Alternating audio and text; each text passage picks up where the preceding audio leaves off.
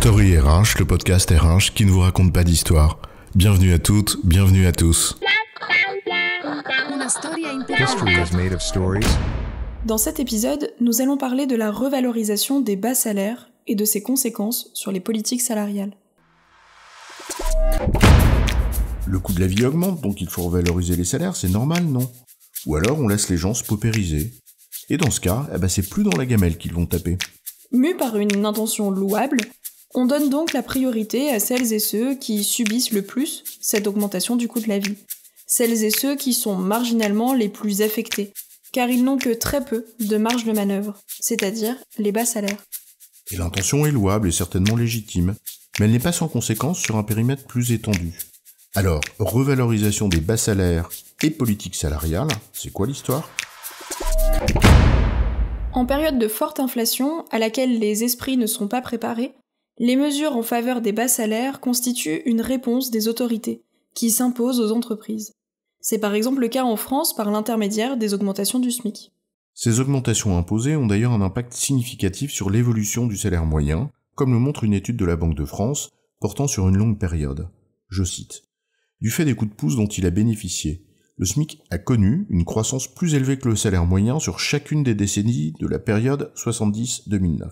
Les estimations réalisées montrent par ailleurs que l'impact sur le salaire moyen des revalorisations du SMIC est fort. » Le salaire moyen étant ici regardé au travers de deux indicateurs, le salaire horaire de base des ouvriers et le salaire mensuel par tête. S'ajoute en effet à ces obligations sur le salaire minimum tout ce qui résulte des négociations de branches et d'entreprises. Ces dernières sont en effet en telle période soumises à une pression à laquelle il est difficile de se soustraire, au risque de s'exposer à des conflits sociaux, d'autant plus pénalisants que la pénurie de main-d'œuvre constitue une contrainte supplémentaire, y compris sur des métiers dont les salaires sont bas. Ainsi, pour prendre l'exemple de l'année 2022, ces augmentations négociées varient selon la Banque de France, je cite, en moyenne entre 2,5 et 3,5% selon les secteurs, contre 1% depuis 2014. Aucun secteur, aucune entreprise n'échappe à la règle et les montants accordés peuvent prendre des proportions auxquelles les entreprises n'étaient plus habituées depuis bien longtemps, notamment lorsque des rattrapages structurels de plusieurs années viennent s'ajouter à la pression conjoncturelle de l'inflation.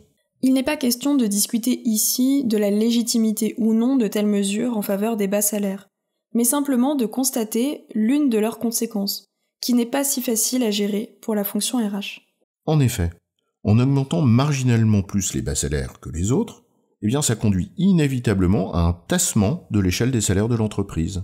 Nous ne parlons pas ici des écarts entre la rémunération de dirigeants et le salaire moyen des ouvriers, dont on sait les indécences qu'ils peuvent parfois présenter.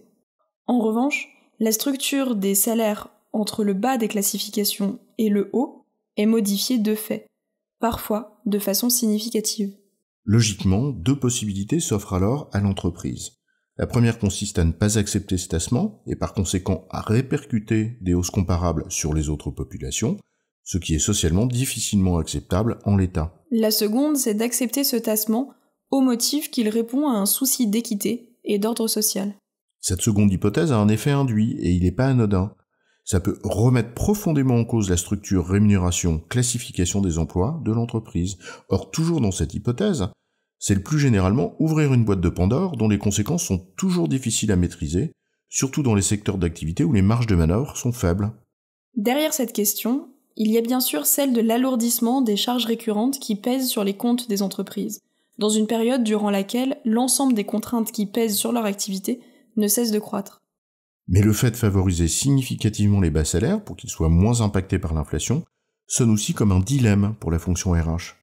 Soit elle accepte le tassement de l'échelle des salaires qui en résultent, et ça oblige alors à une révision de l'équilibre contribution-rétribution et des méthodes de gestion qui le régulent, avec ce que cela suppose de charges de travail sur des chantiers loin d'être prioritaires au regard des enjeux opérationnels de la fonction. Soit on fait le choix de ne pas privilégier les bas salaires pour ne pas mettre à mal des équilibres établis depuis longtemps, fruits de longues et épineuses négociations, mais on crée alors le terreau de rupture sociale qui seront d'autant plus difficiles à résorber que d'autres facteurs y contribuent activement. Les praticiens RH les plus créatifs trouveront certainement une troisième voie, mais, quelle qu'elle soit, elle exigera une très grande pédagogie auprès des populations concernées. En résumé, privilégier les bas salaires dans les augmentations pour compenser celles du coût de la vie, car ils sont plus impactés que les autres, conduit inévitablement à un tassement des échelles de salaire.